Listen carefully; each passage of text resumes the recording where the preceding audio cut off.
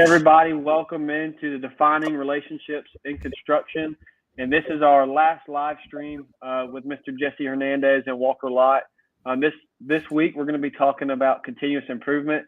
And I know this is kind of a topic that we talk about all the time, and at least in our No BS tribe. I know Jesse has plenty to talk about in continuous improvement. But guys, we're just thankful for everybody that's willing to jump on with us today. We know you could be doing something else. And just right now, as everybody's coming in, fill in the comments about where you're at and what you're doing. And I'm going to go straight to Walker in the mobile version. What's something, Walker, that you learned this week that you haven't before? Ooh, that's a good question. Yeah, I'm on the road, guys. Sorry if there's glare and everything else. The mobile version is real. Something that I learned this week is a really good question. Sorry, stuff going on in the background. Let's see. I learned how to. I learned a lot about conflict this week. You know, we've had some conflict with our subs, and just some situations that warrant hard conversations and like strategic look aheads of what might happen here, and if we do this, then what's the possibility of this? Making sure we have all our material in the field and available, so if something does happen, we're prepared. Just because it's just a situation where we had expectations on one end and they had expectations on another end, and the expectations didn't line up, and so it's that creates a conflict that you just kind of have to get resolved. So learning how to work through that, learning how to deal with it, and listening to the people higher than me, project managers, senior PMs, and how they deal with it, it's pretty cool, and get to learn the resolution aspect of it and how they approach situations, how they word certain things. So that's been a pretty cool thing to learn this week. That's cool. I mean, I think that's a hot topic, or not even a hot topic. It's just something that's not talked about enough in construction. There's conflict every single day. Every day. Because we're men and we got a lot of pride. And unfortunately, we don't have enough ladies in there to kind of help us ease the pride down in the room. But, I think about it, it's so much. Every single day there's some type of conflict, and it's not something that everyone's well versed in. I mean, I'll be the first one to admit I'm not the best with conflict resolution. I like to think that I am, but then when that time comes, I'm getting mad and red, and it's just a part of you. And so how do we work at it? I think that was a pretty cool example, Walker. Thanks for sharing that. And Jesse, something for you today. What is something that you learned from this past week? Oh man, I thank you for going to Walker first, because it gave me time to think and process. And I've been off this week and really working on avoiding my tendency to stack work, right? Because I need to be productive. And what seems to be happening, I was just journaling about it this morning. The more free brain space I have, it just seems like the more opportunities are following or just flowing into my life. So example, yesterday, Jennifer and I, we did a panel discussion with LCI, the New Orleans COP and the DFW COP. We got interviewed by Jason Schroeder, right? Like Jennifer, and I had another podcast interview with Anson Green, those are all big, amazing things. And then yesterday evening, I was checking my Facebook, and I got invited to do a career day at an elementary school, and I haven't done that since pre-COVID, right? And that may not be a big, sexy thing, but for me, I love doing that. I absolutely get so much out of talking to the kids and being on campus and talking to just serving. It's an opportunity to serve. And so yesterday, my thinking was wow, okay, I'm slowing down. I got more brain space, and these opportunities, I'm not chasing them. They're just flowing into my life. And then I started thinking, well, maybe it's because those opportunities have always been there, but now because I'm not double and triple stacked on work, I can say yes to them. Yeah, that's good. So that's the big takeaway this week. Jesse, just for some of us, our audience may not know, what does that mean when you say stacked?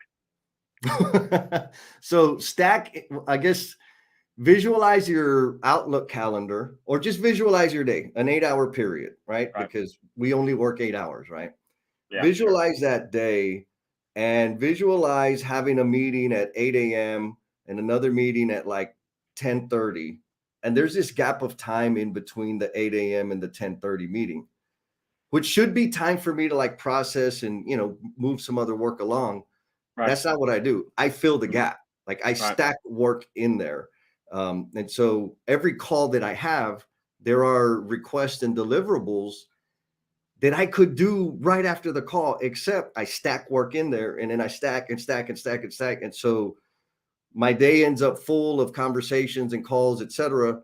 And then my evening becomes the time that I move forward on the deliverables, or I just straight up flake and forget because I made so many commitments that it piles on tomorrow. So the work just keeps stacking and stacking and stacking. Does that give you good. any anxiety as I describe that? Yeah, I mean, it probably describes a lot of the Americans of what we do. We're known for just, lots of work and not taking enough rest, and then getting burnt out, and I'm glad you're willing to share that, because a lot of people, don't even have that side of what you're even talking about. They're that stack, that time where they don't have time to decompress and work through it. But I appreciate you sharing it with us. So we're just going to move straight into our comments and talk to a few of the people that are here today. Someone very near and dear to all of our hearts is Miss Jennifer Lacey. Good morning, says Miss Jennifer Lacey. Hashtag no BS. I think she's meant to say tribe, but Tide members. Thank you for joining us, Miss Jen.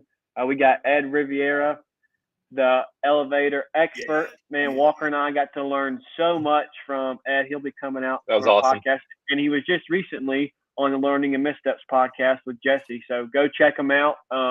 Learning and Missteps. You can get them on all podcast platforms. Ed, thanks for joining us today. We have the Mr. Buddy Brumley, just an awesome man, an awesome superintendent. Good morning from Dallas. Thank you for joining us, buddy. And we got Mr. James Gable. I have seen now what you talk about, Jesse, with some of the food that he posts on Instagram. Oh, my goodness. I'm going to give you a shout out, Mr. James. I mean, the food that you post, you make me just want to wish I was right beside you eating that. You posted a steak the other week, and I was like, holy cow. But good morning, Mr. James. And then I don't know how you did this, Jesse, because you're just talking, but mimosas for everybody. I don't know what that means, but I guess you're saying good morning. What is that from? Yeah, so Ed and I were joking I posted on the Learnings N Missteps LinkedIn page. And he said, hey, I may not be there because it's later in the day. He's East Coast time because his sister was there. And I said, bro, like just cook breakfast for your sister. He said, man, we have breakfast at 6 a.m. I said, okay, mimosas and brunch with your sister. That's awesome. Well, thank you, Ed, for being there, even though your sister's here. And we got Mr. Will Sullivan from New York City. That's awesome. We are what's it called? Not the capital, the melting pot of America that's on us with today. Then we got Miss Jennifer again talking to us and telling us that what she learned is the importance of rest and reflection. I struggle slowing down. I think that's really important. I think a lot of people in construction, especially in, we're going to be talking about the continuous improvement side. I'm very guilty of it. It's just always go, go, go, and not taking time to pause and reflect. But thank you for sharing that, Miss Jennifer. So we have one more, and that's Adam Hoops. Morning, Tribe. Excited to learn with y'all today. Thank you for joining us, Adam. So we're going to jump right into it, and I'm going to try to set it up in such a way that's beneficial to everybody. So when I say that, when I think about continuous improvement, I like to think about what it was like before I was actually trying to continually improve. And so what that looks like to me was oftentimes I thought I knew the answer and I didn't want to improve.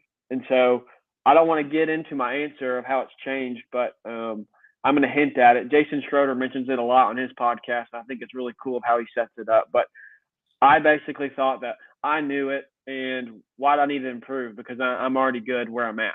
And I think a lot of people are like that. And so whenever we talk about today, if you can get to the point where you're continually improving, not only does it help you for yourself, but it helps you with all the relationships around you. And that's what I want to focus on, because continually improving is great, but it's about the relationships around you. It's about serving the people around you.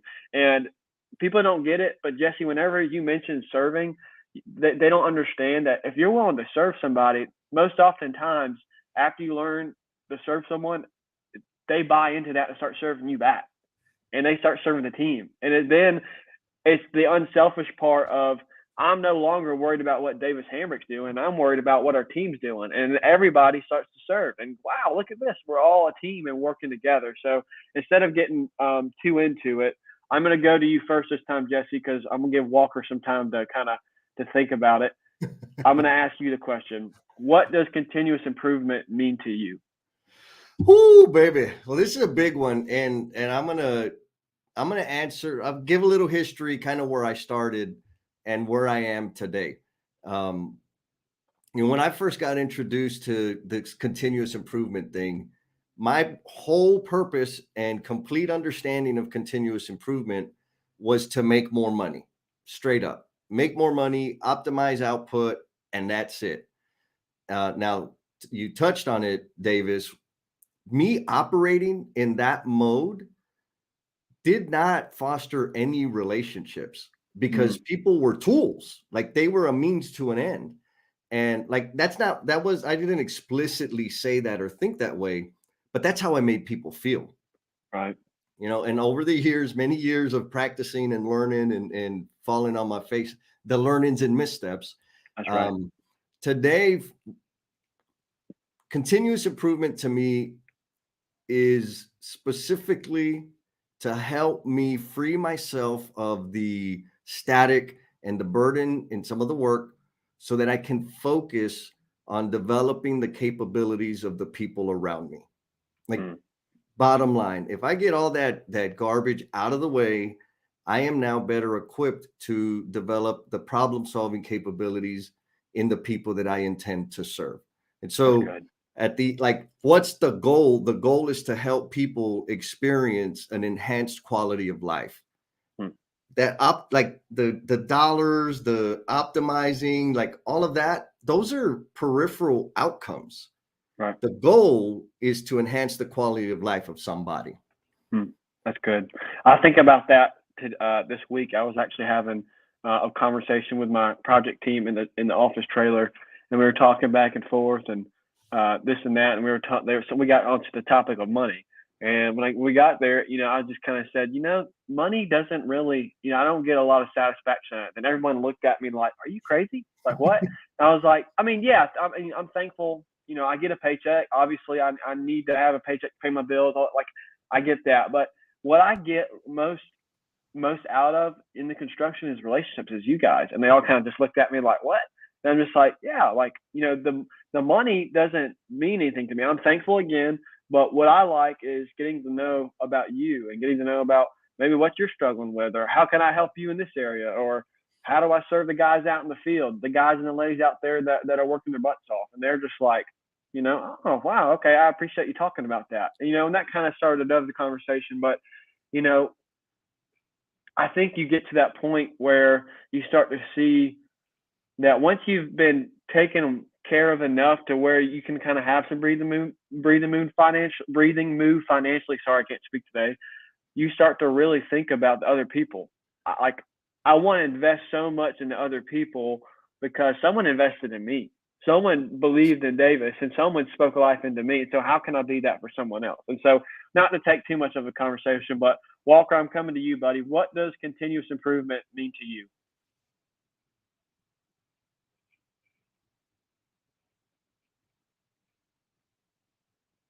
No. We might have lost him. We could see him. Yeah. Okay. Well, I guess we'll go next to the comment section. Guys that are tuning in, guys and gals, tell us what it means to you, and I guess I will try to go ahead and answer this question. So, what does continuous improvement mean to me? I was taught before I knew anything about lean, Jesse. This is when I was getting worked out and helping improve myself. There he is. Can you hear me now? Yeah, I can. I'm gonna explain what it meant to me. I'll come back to you if that's all right. And so, I was being taught what it was by just saying, hey, I'm gonna get 1% better every day. Just 1%. Just take one thing. You can't take everything, because if you try to do everything, you're never going to get any growth. Someone talks about if you try to teach someone everything, but you never teach them anything, then there's no growth there. And so you start with one thing. And I worked for a company. It's called Fight Building Company in Decatur. I was an intern. My first intern job when I was in the building science program. And one of their things was this fight leadership program. And it was just 1% better every day. Pick one thing you can get better at and continually try every single day to get better at it. And you'll be amazed if you think about it over a year's time. You have the discipline to just do one thing a little bit better every single day. You'll look back at the end of the year and see how much you've grown. It's the daily habit of being disciplined that stacks up those opportunities. So many people want to be there at the next level, but they don't think about the hard work it takes. It takes just continually showing up every single day, trying to get a little bit better. You know, John Maxwell talks about it. I know Walker's going to roll his eyes now because I love John Maxwell, but he just talks about consistency. If you can consistently try every single day to get a little bit better at one thing, you're really going to drastically improve yourself. So that's what it means to you. Walker, what does continuous improvement mean to you? I think we might have lost him for good now. All right, we're gonna continue to move on. We've had some technical difficulties. We're gonna move on to the next question. Number 2 for us is, how does continuous improvement help you in relationships? And Jesse, I think this is just it's a big question. It's a loaded gun type of question. So I'm gonna come straight to you. What does that mean to you? Oh man.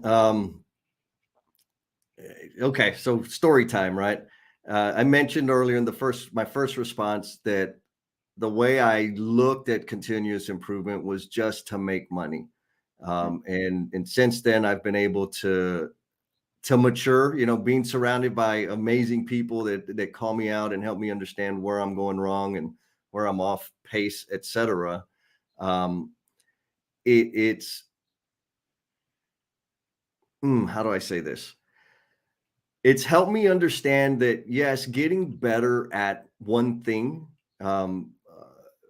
becoming or being able to perform to a degree of excellence on one thing is good. But if I don't share that knowledge or share that information or share that experience with somebody else, like, what's the point? You know, again, early on when I got into it, I just wanted to be the best foreman. I just wanted to smoke every other foreman that we worked with. I just wanted to make the biggest bonus. And I kept the information to myself. Right. And so my capacity, or rather, we all have the same 24 hours, right? But I was spending less of that time dealing with chaos and like self-imposed chaos, right? All the crazy stuff that I would do because I wasn't planning, I wasn't thinking ahead, my space wasn't organized, my plan wasn't communicated clearly or visually. So I had this extra time and I wanted to fill it with more stuff, more work. And I'm not sure exactly what happened. It was probably a financial thing where I said, oh, if I could do this, that would translate into more money in my pocket.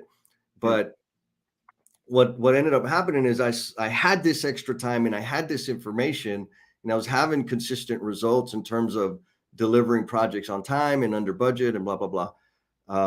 So I said, well, what if I spread that knowledge? What if I share what I've learned with my friends, with the people I work with? And again, there was a financial motive because it was an employee-owned company. So as the company made money, I got money too, right? It was like head stock in the company, et cetera. Right. Now, the magic that happened in that is when I started doing the training, started putting together training, and you know, the quote you gave earlier, we try to teach somebody everything and they learn nothing. You didn't accomplish jack. That was exactly what I did. I tried to teach people everything I knew. And yeah, again, I had to work through that to figure out how to better serve them. Now, what happened when I started like chunking it down and making it more digestible and applicable, like immediately applicable, what started happening is people started liking me, right? Like we started having meaningful conversations. And I say people started liking me because I was so driven that I didn't even know, like I would work on a job site for 6, 8, 9 months. And the only people I knew was my crew. Right. The whole crew, they knew everybody. I didn't Right. know anyone because I didn't care to know anybody. I was so focused on budget, schedule. Anyhow, and even my crew, like I knew them by name because I did their timesheets every week, but I didn't know anything about them. And all they knew that I was this crazy workaholic that was possessed with getting better, right? Right. But when I started doing the training, transitional training, helping folks transition from installer to foreman, sharing that knowledge and sharing that experience and understanding or demonstrating that I had an understanding of the pain that they were experiencing, all of a sudden the trust I had with those men was amazing. It kind of shocked me, like, whoa, what's going on here? And I ended up becoming kind of like the counselor of the company, because people would come to me with the problems and I would help work through that. And so anyways, back to relationships. Pouring and sharing the knowledge and information I had was a result of me minimizing the waste in my operation, because I had this added or discovered this bandwidth. Sharing the knowledge and experience that I had to minimize the pain in somebody else's day was making a huge deposit in another human being. And that started building trust. And after the trust built, the relationship started to flourish, and the number of relationships started to growing. And I think I was the one that was late to the party, that it was probably a year or so after that, I started kind of seeing that happen. I was like, oh, wait a minute. This is how to be like a nice guy. If I share and help people, this is what I need to be doing. And then all of a sudden, like the switch flipped. So for me, it's that. What's the knowledge and information that I have? How do I help people experience the value? Not tell them about the value and show them case studies and say, if you did this, you would reduce your time. Like, they don't care about that.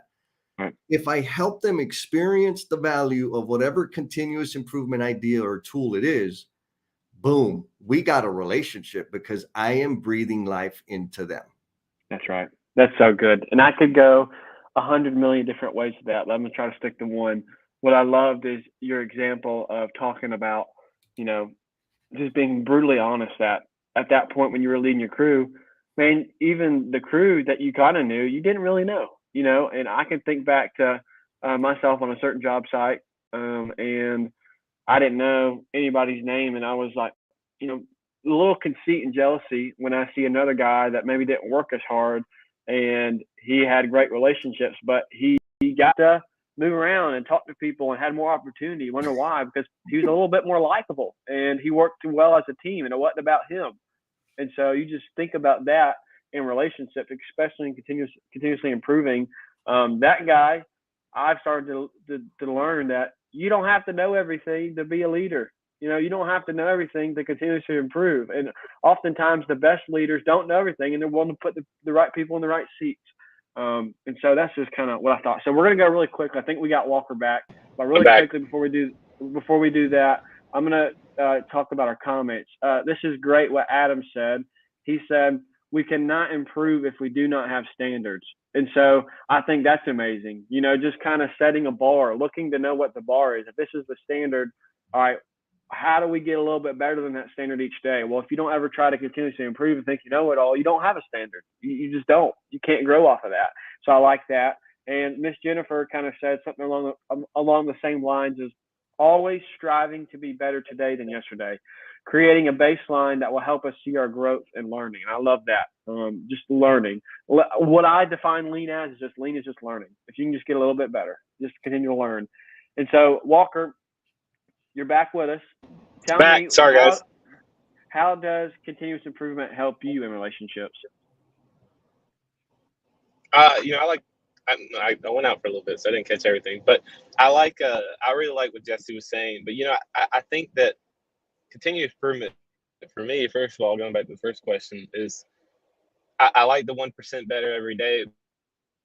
If for me, it's every time I have a conversation or every time I do something, write a contract or deal with a subcontractor or meet someone new or have any sort of conversation, I try to stop afterwards and say, how could I have done that better? And it's, not all the time. I might not do it every single one, but a lot of the times I'll be, oh, I didn't say that right. Like next time, let me try this. Or, I missed that on this contract. Next time, let me add this and write it a different way. And I think just the act of trying to do something better every single time, just a little bit better, like you said, 1% better, is necessary to continue growing. And then when you apply that to relationships, I think it's along the same lines, because if you have a conversation with someone, multiple conversations with my senior PM, for example, we've had many conversations where I'm starting to learn how he likes things done. And I know that he wants me to schedule a meeting with him, or that if he asks me to do something, that I need to know when he wants it done. And because I have a different timeline in my head than he does. And so that's taken time to learn how to do that, because, initially he would tell me, hey, can you get this done? And for me, I was like, all right, that's a 2 days from now thing. I have all this other stuff on my plate that I got to finish first. But for him, it was like a tomorrow thing. So he'd ask me, did you get this yet? I was like, no, I'm starting that tomorrow. And so now I got to the point where I'm saying, okay, when do you want this done? And do you want this to take precedent over what I'm doing now? But that's taking time to learn, and it's improving, because you could just sit back and say, well, I don't really care. Like, I'm going to do it when I can. But instead of, having that attitude, I think it's nice to say, okay, what is your expectation? Yeah. How to be done. And so over time, I've learned like how he likes things. I've learned how our project team rolls, how each member kind of does different things by listening, by asking, by trying to grow every single time, so that you meet everyone's expectations. Because a lot of conflict arises when expectations aren't met. And so if you can set those ahead, and you can know exactly what someone is thinking and how they want it done, and you can apply yourself that way, then continually improving is easy, because your relationship grows with them along the way. I love that. And that's kind of how I viewed it, was because Jason Schroeder, I think he had it said it masterfully, is in relationships, continuously improving helps you because you're willing to learn and take feedback instead of take offense to it. And that's exactly what Walker's talking about. Walker's willing to, hey, his boss is kind of challenging him. Hey, why is this not done? But he's, well, when did you want it done? They didn't ever have that conversation, and then they talk it out. And hey, now they're on this role now where, hey, I need it done in 2 days instead of 3. Can you get that to me? Okay, now Walker knows. And that's just having a conversation and being aware to know your surroundings, but also the people around you. That's exactly what we're talking about. It's in relationships of how do you take that relationship and get better. And so what I think about it.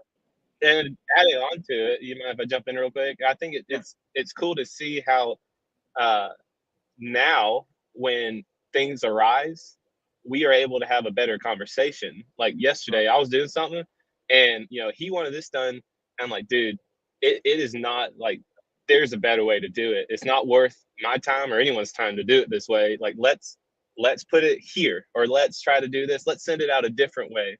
And he goes, I appreciate you pushing back on me with that, because I didn't know how it's usually done.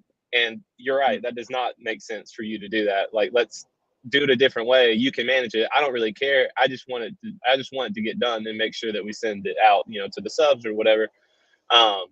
But that conversation, all right, cool. I appreciate, like, don't just accept it. It's that relationship of, I'm not just going to accept what you tell me now. And if I push back and you say, no, I still want it done this way, that's fine. But you develop that relationship to where you can have that quote unquote conflict and say, I think there's a better way. And they're willing to say, you're right, there is a better way, Right. That just shows a good leader on your, for your PM, that he's willing to take that too. He's willing to go, you know what? I don't know everything, and Walker's the one doing it. He's trusting me. I like that. And I think that's kind of just building off that relationship side. If y'all would have never had that phase of, hey, when do you need this done? You probably wouldn't have continued to grow. And that's one of the things we're talking about continuous improvement is you take one thing and you'll be amazed about, again, just continuing to challenge each other, and not in a bad way, in a good way. You're going to continue to grow and get better. But kind of going back to what I was talking about was you're secure enough in yourself to know that people help you more than they hinder you. And I think that's a big thing. Like moving from where I was at in life was I used to think that, man, I'm the only one that knows it. So, like I'm gonna get it done, and I don't really need other people's help, and they're not gonna help me anyway. I always used to say like, man, people suck. But then you start to realize if you invest your time in them, people are great. People are awesome. It's just sometimes I need to get out of my own way and make a way for them. And I learned that because, someone spoke very important into my life, taught me about people, about relationships. And, sometimes I think I talk really, really poorly about myself, but I mean, I just think about like, that was my mindset was if it's up to me, it's up to me. And I don't want to be remembered that way. Like that's how I did it. And I started to see it's team. How can I serve someone else? How can I continually improve to help other people? And so we kind of just are building off of that. And so let's go on to our next question. What does your continuous improvement system consist of? And I want to go to Mr. Jesse. What do you think about that? Yes, that's the answer. My answer is yes. No, I'm joking. I think this kind of ties to what Walker and you were speaking on just to the previous question. It's about receiving feedback. That's the biggest element for me. That feedback loop is critically important. If I don't have a feedback loop in my system, and to Adam's point, if I don't have a standard or baseline, right? Because there's we can have a 10-week conversation about standards, standardized work standards, etc. If I don't have a baseline, if I don't understand what my current condition is, where am I at with regard to this thing? We'll use my physique, for example. I'm on a path to run a marathon in under 3.5 hours in December. Attaboy. I started my workout last Saturday. I was 200 pounds, 200 pounds of twisted steel and sex appeal, by the way. And my pace is at about a 9 minute 40-second mile, and that's only running 3 miles max, right? So that's my baseline. That's that's where I'm at now. Now, what contributed to that level of performance?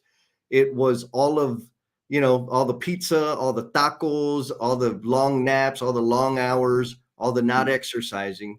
So it was all of those things that contributed to that outcome. That's my standard. How did I get there? What am I going to do? How am I going to adjust? Now, in this situation, the feedback loop is my clothes, because they're going to fit better.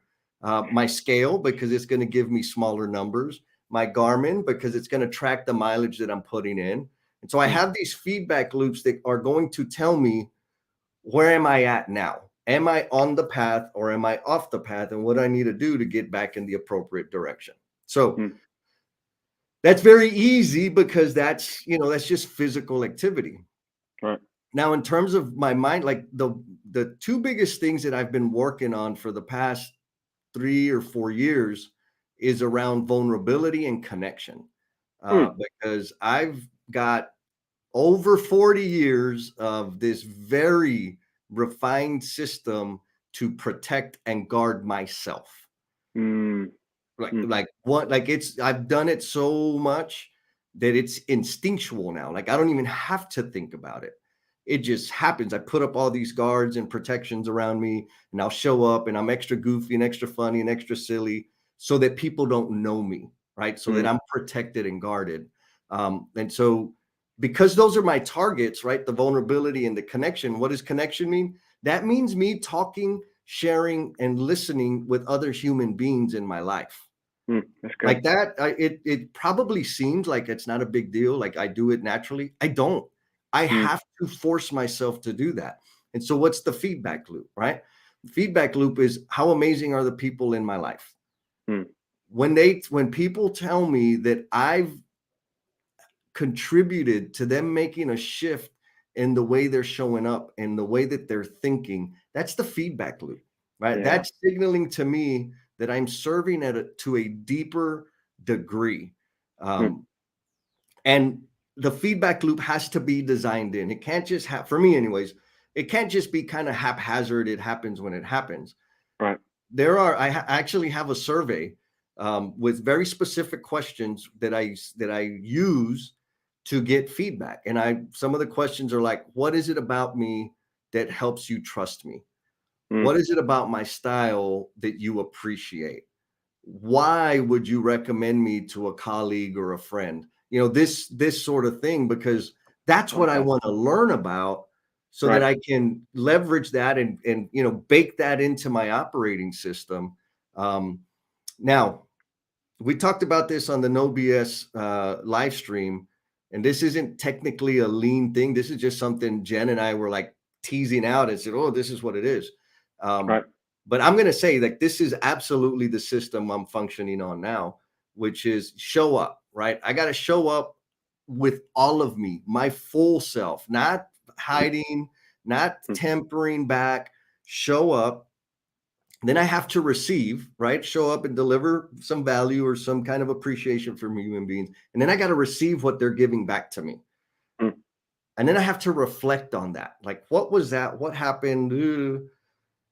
And it's okay, that's what that was. And then I got to reciprocate, meaning got to go back and give it, got to go back and share it. And that goes into the show up. So it's the show up, receive, reflect, and reciprocate. Like you guys being able to share the stage with y'all and do this work with the two of you is extremely meaningful to me, because you guys are you don't know it, and you probably never will, but I know the audience knows it.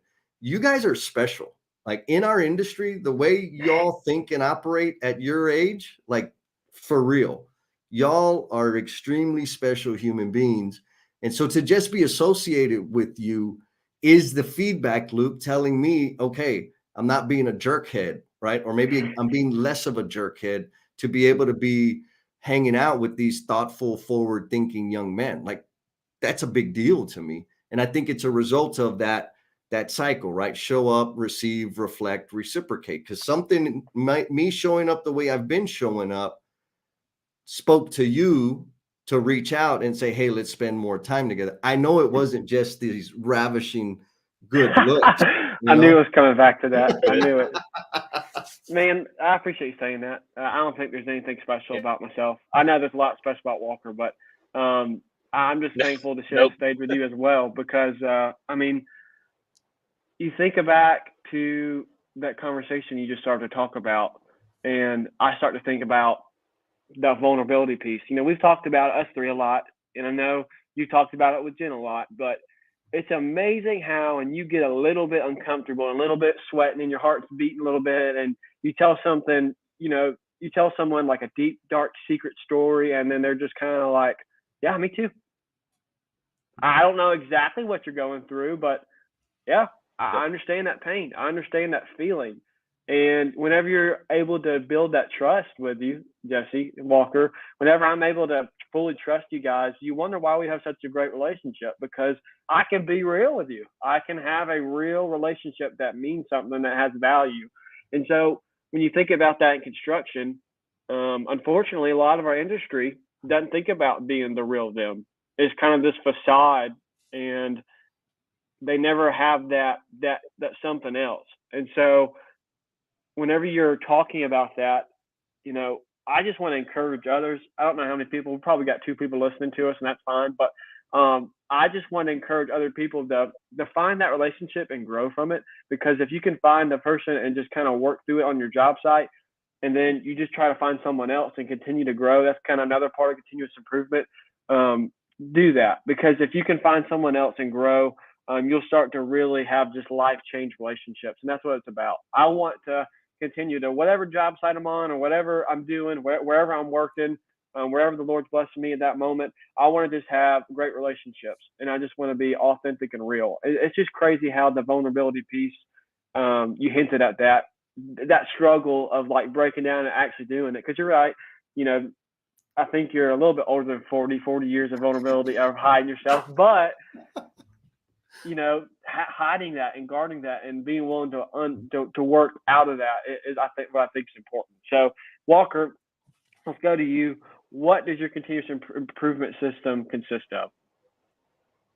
Yeah, I mean, shoot, all that Jesse said was super good. I don't have a I don't have the lean mean machine of the circle and the system that way, but you know, for one, I like to cover what you just said about, you know, being just like your real self. But, you know, someone told me one time, and maybe it was one of my good buddies, but he was saying that, you know, you can only like fake basically who you are for about 3 months. And I've seen that happen and Caroline said it too. Ryan also said it. I'm getting to it. Me. But you can only fake who you are for about 3 months, you know. And so I've seen that on a job site with us where we had a guy come in, did a great job for 3 months, and then he left and he was done. Like just stopped showing up, stopped answering everything, literally, like almost to the day. And I've seen it with other people because you start seeing a change. So it's over time. If you are not authentic and if you are not who you say you are, then it will show. And so just having that, you know, the real self, so to say, is necessary because it's going to come out eventually. But back to the cycle, you know, for me, it's I try to do it either directly or nonchalant, I guess, you know. So, and I'll explain it more. But for me, if I'm doing something and I just learned it or I want to do it better, I'll start either one, I'll straight up ask, how can I do better? Like what can I do better to someone who I've been working with or someone who I don't know, maybe I just did something, we just met, I'm like, hey, you know, how can I do this better? And I genuinely want feedback. Like, it won't hurt my feelings if you say I didn't do it very well. So, because that will give me a broad range to do it better. Or you can start doing it nonchalantly, which is sometimes what I do. Whereas maybe you're, you know, writing a contract, maybe you're laying down, I don't know, rebar. Maybe you're doing like whatever you're doing. Ask the person next to you who's done it more. Hey, you know, how would you do this? What is your method of doing this? You know, what would you say in this manner? And then just listen, because you might not do it that way ever, but you see how they think through it and you see the thought process, and that helps you learn. So the next time you do it, you can say, oh, okay, well, they did it this way. I know that this person does it that way. Those are really good, you know, strategies. So I'm gonna kind of take a mix of those and let's try it this way. And then you can keep on asking, hey, here's this. I just wrote this contract. How can I do it better? And just through doing that over time, you just start getting it, like you said earlier, 1% better every single time. And so that's kind of how I like to approach things, even in conversations that I have. Hey, I might have not handled this well. How can I do it better next time? What can I say differently? Like, how will you respond more? And so it's just, again, it's going back to relationships, going back to just things that you do on a daily basis. Like, what can I improve? What can I get better? What's something that you see that maybe I'm blind to? Because everyone has blind spots, whether you want to do it or not, you know? Right. Yeah. Yeah, I think that's. Can I add? May I? So one thing that's like super secret code, and we're gonna share it. When we're seeking feedback, I've learned the best and only way to respond to any feedback you get is thank you. Period. Yep. It's taken me a long time to not, or to learn how not to explain why there was a funky outcome. And, you know, I really, when I'm responding, like trying to explain it, I really am trying to explain. But what that signals to the person is I don't want to hear what they're saying. Right. It signals I'm in defense mode. Right. It's you ask for, when I ask for feedback, my answer is thank you. Even when I don't ask for feedback, like that's when it's even harder, right? Like people are like, can I give you some feedback? Like, please. And thank you. Right. Because it also signals to the person that I'm receiving it. I am receiving their perspective, and that sets us up for future and deeper conversations around their observations of the experience that we just shared. Anyway, that's it. Sorry. No, that's good, because Walker, I think that's that question just in itself is, I think it's like a superpower. If you can get to the point where you can go, what's something I can get better at? Holy cow. Like, that's when you start to finally become your best self. And then off of that, don't become defensive and you say thank you and show it, and just going back to what Wally said, Walker, show up and shut up. Show up, shut up and do the work and listen, and then work hard. I mean, if you can do that, it's unbelievable. Like, just take the rebar example for the people in the field. If you ask someone else that's been a rod buster for 20 years, I guarantee you he knows more than you. If you ask him how he did it this way, or how is he tying that a little bit better because he can do it in 0.5 seconds compared to me taking 10 seconds, and you learn that about from him, and then you go to the next guy and ask him, how do I get a little bit better? And he gives you you're taking little bits and pieces of what everybody's good at, and that's becoming you now, because you're willing to take that and not be offended because you're not as good as someone else. And it's okay that you're not as good as someone else, but you're growing, and that's that continuous improvement side. And so, I kind of took this a little bit differently, and that's okay. But what my continuous improvement system consists of is it's more detailed, and I probably should have done a better job explaining this. So I'll take this one. But mine is one. I got 6 things. One, no matter what, I have a daily morning routine. I get up in the morning, and it's my routine that frees me to do something that's something else. 2, I lead by asking questions. I've seen on this new job site now that I'm on, you'd be amazed by how if you just ask questions and they see you as the leader, some of the people out in the field are like looking at me like, why are you asking me questions? They're like kind of not offended, but like, why are you trying to learn from me? And I'm just like, Jesse, me and you could go on a whole different, that could be a 10-hour conversation of like how to rewire that guy or gal to know that, man, it's all right that I'm asking you questions. You can teach me something. I don't know it all. And it really does. It hurts my feelings to think that people don't ask them questions because they're the expert, and how do I unpack that? But another thing is, man, I'm super excited. I learned, because I'm trying to continuously improve. My superintendent has taught me this different quality, this QC system about how to check quantity and quality of every different trade. And so we have this new system now that, I just love it. It's amazing. And I think it's on a big lean application, and he doesn't know really anything about lean. So I think it's cool. I don't want to get into too much detail because I don't know if I can share it, but I think it's amazing. And then 4, I read a book every 2 weeks. I try to continually improve by reading a book every 2 weeks. That's what feeds my ideas. And then 5, I listen to podcasts daily. And so those are those things for me, the continuous improvement system. If I'm not doing number 1, number 2, number 3, number 4, number 5, then it's not going to work out for me. But I had to get to the point where A, I could take feedback. And then finally, B, every single day, whether I get feedback or not, I'm going to try to get better, and I'm going to push myself in these ways. So we're going to get to it. I don't want to jump to it because I'm about to, so I'm actually be quiet. But we're going to talk about in this next segment about how do we actually apply it? How do we apply the continuous improvement? Because I think so many people, we talk about things and you should do this and do this, but we never show you what's the direct application of actually applying this continuous improvement. So let's go to our comments because we've kind of left them hanging for a little bit. So we're going to go back to what Mr. Ed Riviera said.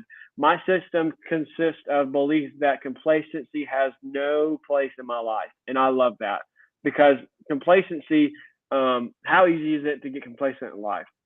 So easy. It's so easy. So I love that he wanted to mention that. Miss Jennifer Lacey said, yes, Jesse, and the stinky feedback makes it more important to just receive and say thank you. I think that's amazing to say thank you for your feedback. Mr. James Gable said 100% agree with Jesse. Davis and Walker have no idea how special they are. I shouldn't have said that because that's not true. And I just said it out loud. I don't agree. I don't agree. And then Mr. Or Miss Jennifer Lacey said, questions are the pathway to be able to connect with anyone. I love that.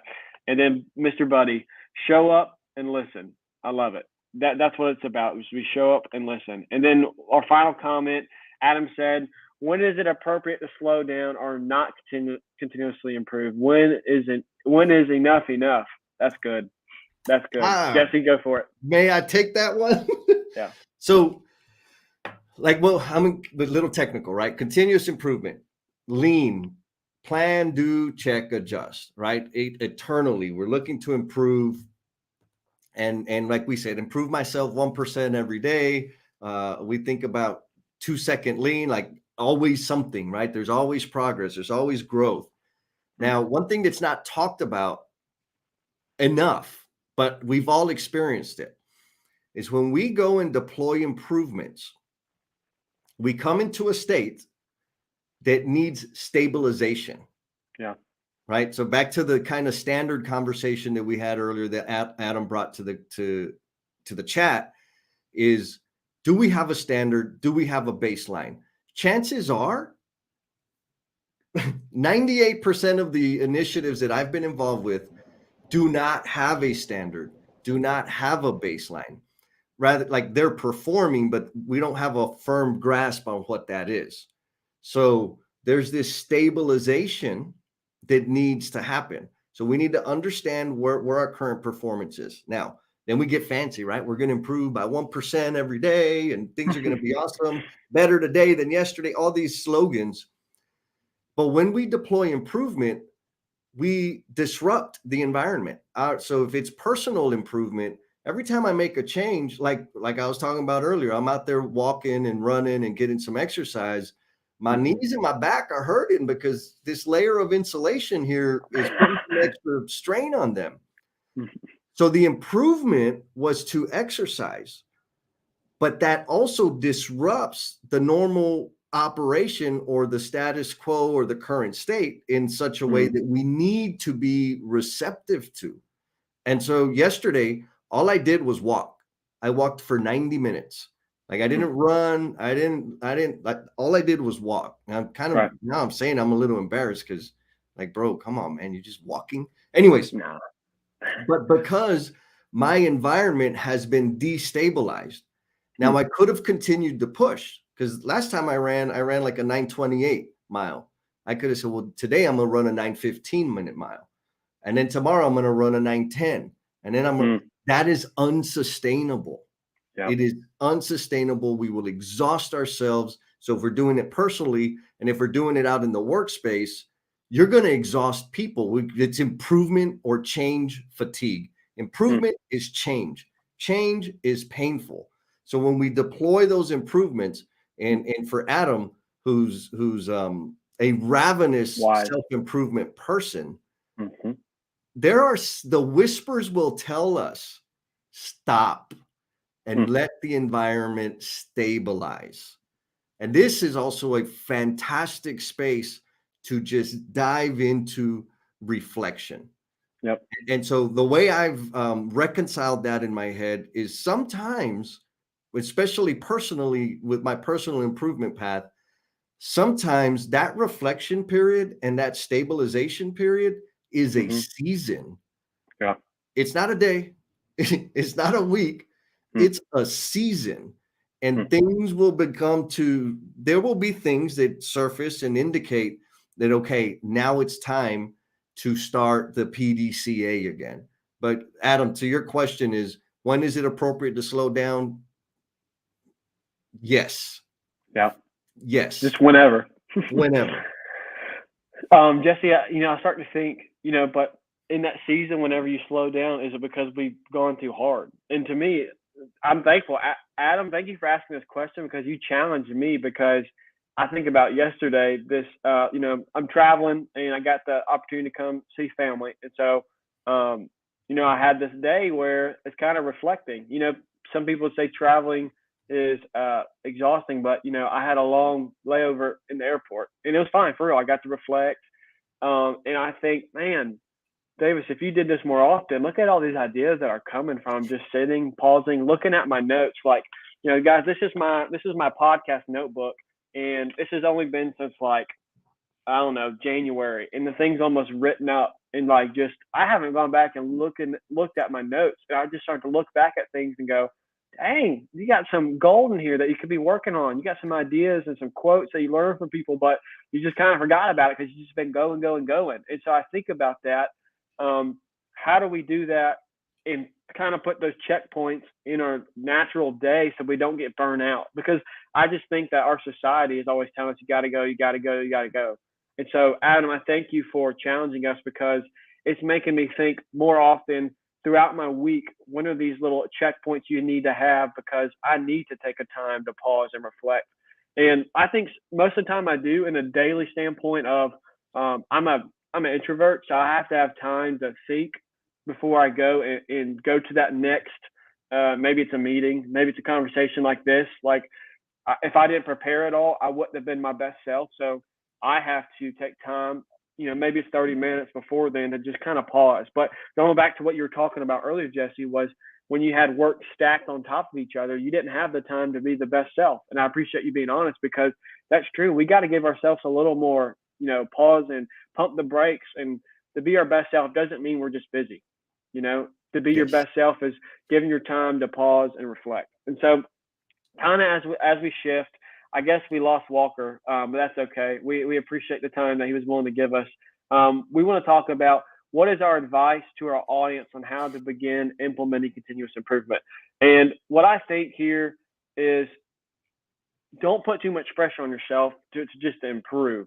So if we can kind of wrap it all up, we've talked about multiple different things today, Jesse, but I think you'd be willing to say, just start with one thing. And if it's one thing, start a standard. Okay. This is my standard about this system. And then for the next week, just track, hey, I'm going to get a little bit better every single day, and then try to pause and reflect at the end of the day every single day. If you can do that, just take one thing. Take something like, I don't know. What's your advice on this? I kind of winging it. It's two-part. One is find the problem that you want to not be dealing with anymore, and do something about it. Small thing, and see what happens. And the reason now, let me be clear. Find a problem in your space, like you personally, in your workflow, in your communication, in your rest, in the way you honor and show grace to yourself. Find a problem in there and do something about it. Because when you do that, when I do that, I have an understanding, or maybe even a body of work that I can refer to, in which I deployed 5S or Last Planner System or Scrum or TACT or all the other, the plethora of things that are out there in the lean space. When I apply it to me, I can then speak about it in simple terms and understand how to contextualize the message to somebody else. So start with you, start with the problem, let the problem pull the tool, and everything's gravy, baby. Everything's gravy. Man, I appreciate you, Jesse, being willing to spend some time with us today. Guys, I hope you got something out of it. We appreciate you spending time with us. We know you could be doing something else on a Saturday morning, and we just appreciate giving you a little bit of our time. But before we leave, I just wanted to give everybody an opportunity.